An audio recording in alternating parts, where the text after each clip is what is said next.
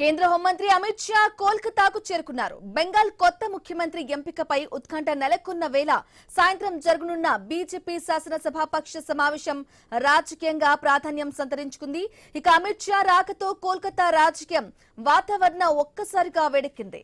విమానాశ్రయం వద్ద బీజేపీ కార్యకర్తలు, మద్దతుదారులు భారీగా షాకు ఘన స్వాగతం పలికారు.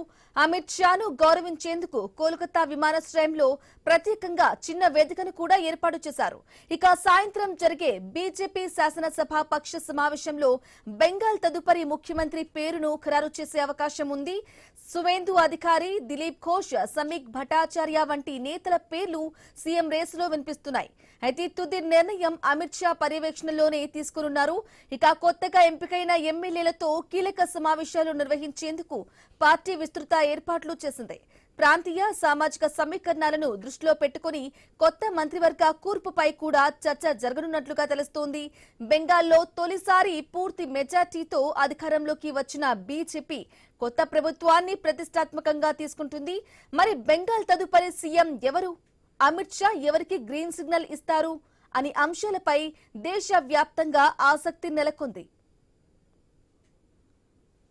రైట్గా బెంగాల్ కొత్త ముఖ్యమంత్రి ఎంపికపై ఉత్కంఠ నెలకొన్న వేళ కేంద్ర హోంమంత్రి అమిత్ షా కోల్కతా చేరుకున్నారు. ఇదే విషయానికి సంబంధించి పూర్తి అప్డేట్ మా ప్రతినిధి ఏవై స్వామి ఫోన్ ద్వారా అందిస్తారు. స్వామి,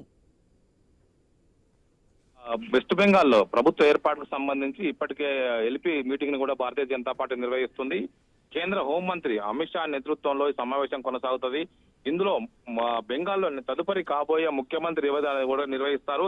ఇప్పటికే సీనియర్ నాయకులు సుమేందు అధికారితో పాటు పలువురు సీనియర్ నాయకులంతా కూడా పోటీ పడుతున్నారు. బెంగాల్లో 294 స్థానాలకు గాను 207 స్థానాల్లో బీజేపీ గెలిచి చారిత్రక విజయం సాధించింది. 15 ఏళ్ల మమతా బెనర్జీ పాలనకు ఒక చెక్ పెట్టి బీజేపీ గెలవడంతో కూడా ఇది చాలా మంది సీనియర్ నేతలు ఒకవైపు ముఖ్యమంత్రి పదవి కోసం వాళ్ళంతా కూడా పోటీ పడుతున్నారు. ఇందులో ఒకవైపు స్థానికంగా సమస్యలను స్థానికంగా వివిధ రకాల సామాజిక సమీకరణాలు లెక్కలో వేసుకున్నటువంటి భారతీయ జనతా పార్టీ ఇటు హోంమంత్రి అమిత్ షాతో పాటు ఒకవైపు ఒరిస్సా ముఖ్యమంత్రి కూడా ఈ రోజు ఇందులో వాళ్ళు పరిశీలకులుగా వెళ్లారు. ఇందులో సువేందు అధికారితో పాటు సమీక్ భట్టాచార్య, దిలీప్ ఘోష్ పోటీ పడుతున్నారు. వారితో పాటు అగ్రమిత్ర పాల్ పేరు కూడా ప్రధానంగా వినబడుతుంది. అక్కడ సామాజిక వైపు సమీకరణాలు, ఎస్సీ ఎస్టీ బీసీ సమీకరణాలు ప్రధానంగా లెక్కలో వేసుకున్నటువంటి భారతీయ జనతా పార్టీ ఇందులో ఎవరి పేరు ప్రధానంగా తెరపై వస్తుంది చూడాల్సి ఉంది. కొత్త వారిలో రత్నదేవ్ నాథ్, ఉత్పాల్ మహారాజు, రాజేష్ కుమార్ వంటి వారి పేరు కూడా బరిలో ఉన్నాయి. వీరు కూడా సీఎం పదవికి పోటీ పడుతున్నట్టుగా కూడా మనకు తెలుస్తూ ఉంది. ప్రధానంగా ఇందులో వివిధ రంగాలకు సంబంధించినటువంటి ప్రాంతాల సమీకరణల ఆధారంగానే ఒక సీఎం ను డిసైడ్ చేసే అవకాశం కనపడుతుంది. అమిత్ షా బెంగాల్ కు బెటర్ సంబంధించి ఎవరు ఉంటే బాగుంటుందని చెప్పేసి ఒక ఫైనల్ డిసిషన్ కు వచ్చిన తర్వాతనే ముఖ్యమంత్రి క్యాండిడేట్ ను డిసైడ్ చేసే అవకాశం అయితే కనబడుతుంది. బ్రాహ్మణి.